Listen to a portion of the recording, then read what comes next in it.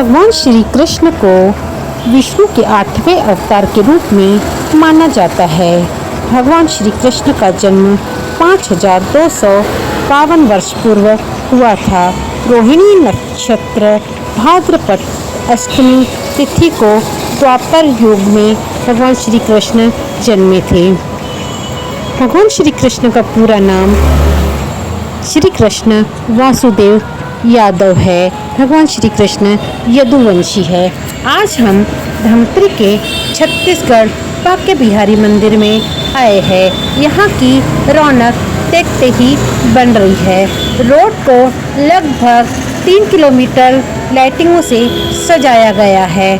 दोनों ओर सजे इस रोड की रौनक अपने आप में मनमोहक लग रही है। रात का समय है, भक्तों का यहाँ तांता लगा हुआ है। जन्माष्टमी के रंग जागृति इंडियन न्यूज़ वर्ल्ड के संग। यूं तो प्रतिदिन ही मंदिरों में राधा कृष्ण का श्रृंगार किया जाता है, किंतु जन्माष्टमी का श्रृंगार विशेष रूप से किया जाता है। इस दिन राधा कृष्ण का श्रृंगार कुछ अलग ढंग से होता है। जन्माष्टमी की तो बात ही निराली है। आज भगवान श्री कृष्ण का जन्मोत्सव है। भगवान श्री कृष्ण को श्रृंगार अति प्रिय है, इसलिए इस दिन खास रूप से इस बात का ध्यान रखा जाता है। जन्माष्टमी के दिन भगवान को जो श्रृंगार प्रिय है, जैसे कि इत्र, पीले वस्त्र, कुंडल, मोरपंख, बांसुरी, मुकुट, कान के कुंडल, हाथ का कड़ा, तिलक आदि का प्रयोग किया जाता है। कई महीनों से मेहनत करके भगवान श्री कृष्ण की कुंदन, मोती, एम्ब्रॉयडरी, लेस, गोटा, मुक्केश्वर आदि का प्रयोग करके वस्त्र बनाए जाते हैं। भगवान श्री कृष्ण स्वादिष्ट व्यंजनों के भी काफ़ी शौकीन रहे हैं। इस दिन भक्तों द्वारा उनके लिए विशेष रूप से इस बात का ख्याल रखा जाता है। इसमें फल, ड्राई फ्रूट, दूध व दूध से बनी मिठाइयाँ, माखन, मिश्री, केला, विशेष रूप से तुलसी दल आदि का कान्हा जी को भोग चढ़ाया जाता है। उनके मुकुट में कुंदन, जरवारी, मुकेश आदि वर्क किए जाते हैं। पगड़ी में मोर पंख को जरूर सजाया जाता है। जन्माष्टमी के पावन अवसर पर बांके बिहारी मंदिर की सजावट देखते ही बन रही है। केले के पत्तों, गेंदे के फूलों, रंग बिरंगी लाइटों से मंदिर को सजाया गया है। भक्तों की भीड़ लगातार बढ़ती जा रही है। श्री कृष्ण का जयकारा लगाते हुए ये भक्त मंदिर में प्रवेश कर रहे हैं।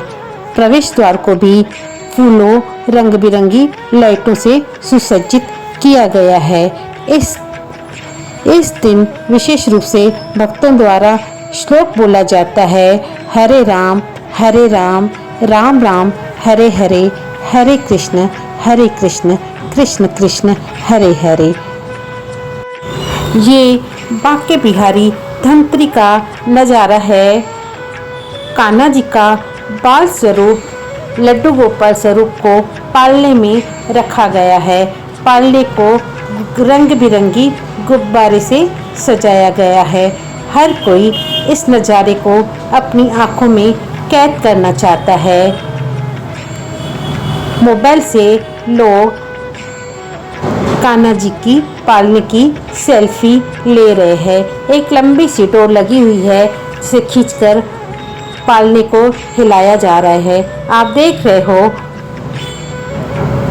108 मिठाइयाँ रखी गई है कान्हा जी के लिए। केक, मिश्री, ड्राई फ्रूट, मार्केट में जितनी भी मिठाइयाँ मिल रही है, हमें तो ये 108 से ज़्यादा लग रही है। खैर, देखिए कितनी सारी मिठाइयाँ कान्हा जी को भोग स्वरूप बांके बिहारी मंदिर धमतरी में चढ़ाई गई है। सृष्टि के पालनहार श्री कृष्ण, इनके लिए मान्यता है कि ये सुबह रामेश्वरम में स्नान करते हैं, बद्रीनाथ में प्रार्थना करते हैं, पुरी में खाते हैं। सजने संवरने के लिए वे मथुरा, वृंदावन जाते हैं और फिर द्वारिका में जाके सो जाते हैं। ऐसी प्राचीन मान्यता है। भगवान श्री कृष्ण को मानने वाले भक्त भोग विलास वैभव से परिपूर्ण होते हैं। हमने अपना पूरा फोकस श्री कृष्ण पर बनाया है। मंदिर की पूरी सजावट आपको दिखा रहे हैं, जहाँ राधा कृष्ण की मूर्ति भी आज जन्माष्टमी में मौके पर सजी हुई है। आप देख रहे हैं नन्हे नन्हे बच्चे कृष्ण स्वरूप खड़े हैं, साथ में राधा है। लोग मोबाइल से सेल्फी ले रहे हैं ताकि स्वीट मेमोरी में इसे बाद में भी देखा जा सके। श्रद्धालु भक्त भक्ति में डूबे हुए हैं।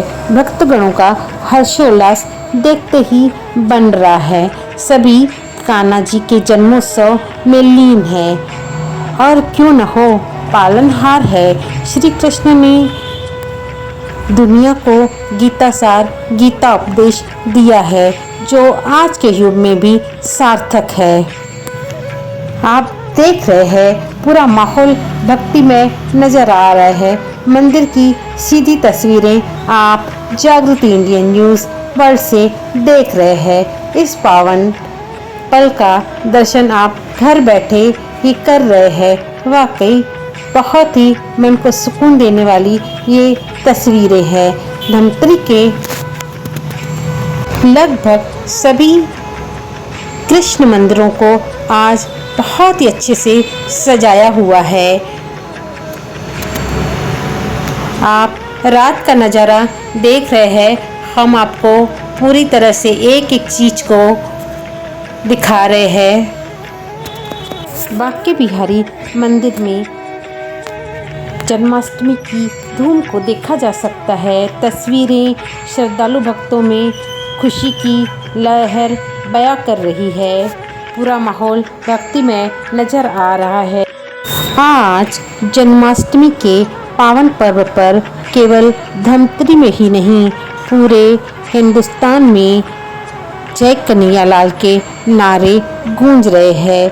हालांकि धमतरी यह धर्म की नगरी है। यहाँ की खासियत है कि यहाँ अलग अलग पर्वों को बहुत ही हर्षोल्लास और खुशी से, विधि विधान से, नियम से मनाया जाता है। भगवान जन्मोत्सव के वक्त लड्डू गोपाल, बाल गोपाल को दूध, दही, माखन से, शहद, पंचामृत से अभिषेक किया जाता है। श्री कृष्ण जन्माष्टमी पर सजे बाल स्वरूप को हर कोई अपनी आंखों में कैद करना चाहता है। इस दिन विशेष रूप से भगवान को पीले वस्त्र धारण करवाए जाते हैं, क्योंकि पीले रंगों में राधा कृष्ण बड़े ही मनमोहक लगते हैं। प्राचीन मान्यता है कि पीले और नीले वस्त्र भगवान श्री कृष्ण को बहुत पसंद है। खास तौर पर श्रद्धालु भक्तों का यही कोशिश रहता है कि भगवान श्री कृष्ण को जन्माष्टमी के दिन पीले या नीले वस्त्रों को धारण करवाया जाए। वैसे तो जन्माष्टमी के दिन भगवान श्री कृष्ण के बहुत सारे गीत गाए जाते हैं, किंतु जब उनका जन्म होता है तो विशेष रूप से नंद के आनंद भयो जय कन्हैया लाल की, नंद के आनंद भयो जय कन्हैया लाल की गाना गाया जाता है। श्री कृष्ण के 108 नाम भी बोले जाते हैं, जिसमें कान्हा, गोपाल, माखनचोर, कन्हैया, गोपाल, मधुसूदन आदि है। जब श्री कृष्ण जन्म द्वापर युग में हुआ था तो खूब बारिश पड़ रही थी। आज कलयुग में भी श्री कृष्ण जन्माष्टमी पर जरूर ही बारिश पड़ती है। और ऐसी मान्यता है कि जिस शहर में जन्माष्टमी के दिन बारिश पड़ जाए तो समझ लीजिए कान्हा जी का आशीर्वाद उस शहर पे है, और उस शहर में पूरे वर्ष आपदा विपदा संकट नहीं होते हैं। वैसे तो आज धमतरी में बहुत बारिश हुई है। यहाँ हर कार्यक्रम नियम से, विधि विधान से किया जाता है। धमतरी पे तो कान्हा जी की कृपा है। आज जन्माष्टमी के दिन धमतरी में जम के बारिश हुई है।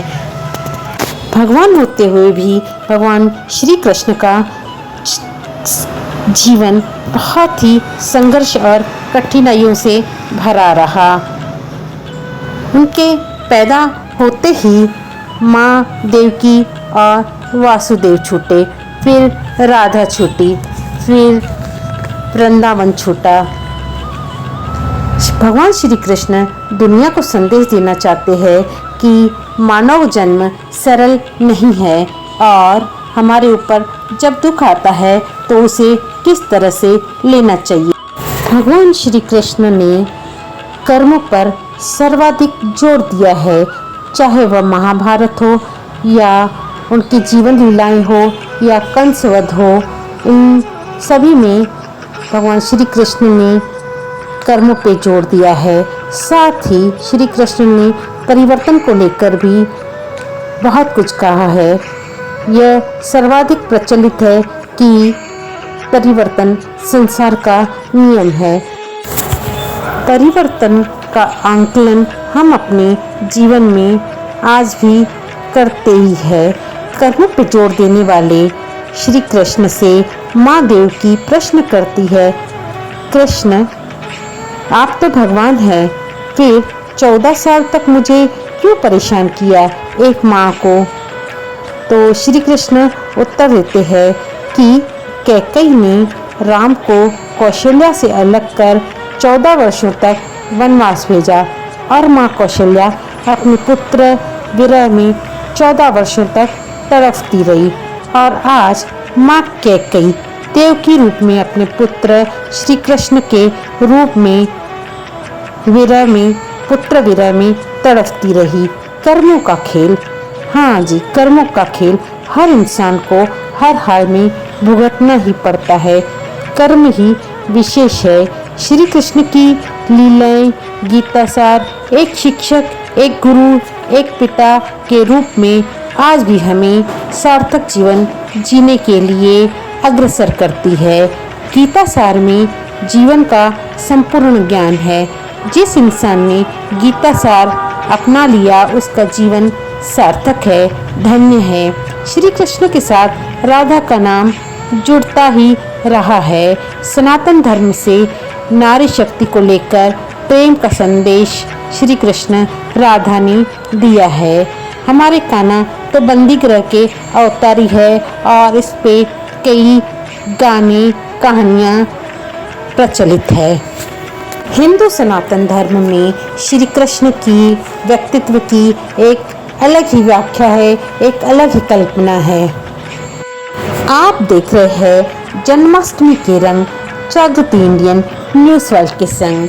आप देख रहे हैं धमतरी जगदीश मंदिर की सजावट का नज़ारा। बांके बिहारी मंदिर के बाद हम आपको अभी जगदीश मंदिर की सजावट दिखा रहे हैं। कार्यक्रम 1 बजे होगा,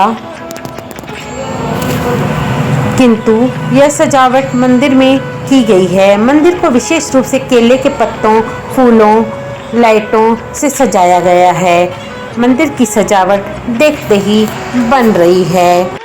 कर्मों पे जोर देने वाले भगवान श्री कृष्ण को रोककर महाभारत युद्ध में भीष्म पितामह पूछते हैं, मधुसूदन मेरे कौन से कर्म का फल है जो मैं सरसैया पर पड़ा हुआ हूँ।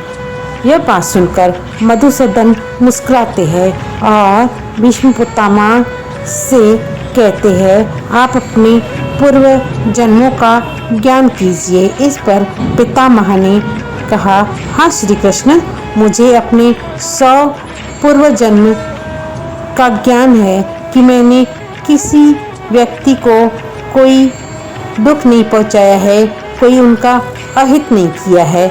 इस पर श्री कृष्ण फिर मुस्कुराते हैं और कहते हैं, पितामह आपने ठीक कहा कि आपने अभी तक किसी को कष्ट नहीं दिया है, लेकिन 100 एक पे पूर्व जन्म में आज की तरह तुमने तब भी राजवंश में जन्म लिया था और अपने पुण्य कर्मों से बार बार आप राजवंश में ही जन्म लेते रहे हैं। लेकिन इस जन्म में जब तुम युवराज थे तब एक बार आप शिकार खेलकर जंगल से निकल रहे थे, तभी आपके घोड़े के अग्रभाग पर एक करकेटा एक वृक्ष के नीचे गिरा। आपने अपने बाण से उठाकर उसे पीठ के पीछे फेंक दिया। उस समय वह बेरिया के पेड़ पर जा गिरा और बेरिया के कांटे उसकी पीठ में धंस गए। क्योंकि पीठ के बल जा गिरा था, केरकेटा जितना निकलने की कोशिश करता उतना ही कांटे उसकी पीठ में चुभ जाते और इस प्रकार केरकेटा 18 दिन तक जीवित रहा और यही भगवान से प्रार्थना करता रहा, युवराज जिस तरह मैं तड़प तड़प कर मृत्यु को प्राप्त हो रहा हूँ, ठीक उसी प्रकार तुम भी एक दिन ऐसे ही होगे। तो हे भीष्म पितामह, तुम्हारे पुण्य कर्मों की वजह से आज तुम किरकेटे का शाप भुगत रहे हो। हालांकि आपका पुण्य भी उतना ही था, लेकिन आप पे वह शाप लागू नहीं हुआ था। लेकिन हस्तिनापुर की राजसभा में द्रौपदी का चीरहरण होता रहा और आप मूक दर्शक होकर देखते रहे, जबकि आप सक्षम थे उस अबला का अत्याचार रोक सकते थे। लेकिन आपने दुर्योधन दुशासन को नहीं रोका। इसी कारण पितामह आपके सारे पुण्य कर्म क्षीण हो गए और किरकेटा का श्राप आप पे लागू हो गया। अतः पितामह, प्रत्येक मनुष्य को अपने कर्मों का फल कभी न कभी भुगतना ही पड़ता है।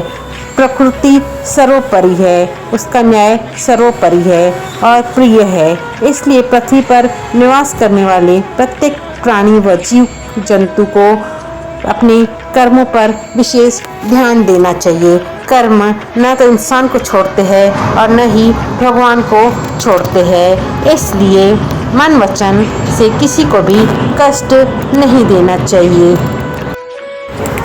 आप देख रहे हैं धमत्री राम जानकी मंदिर की कृष्ण जन्मोत्सव की झलक और मंदिर में की गई सजावट।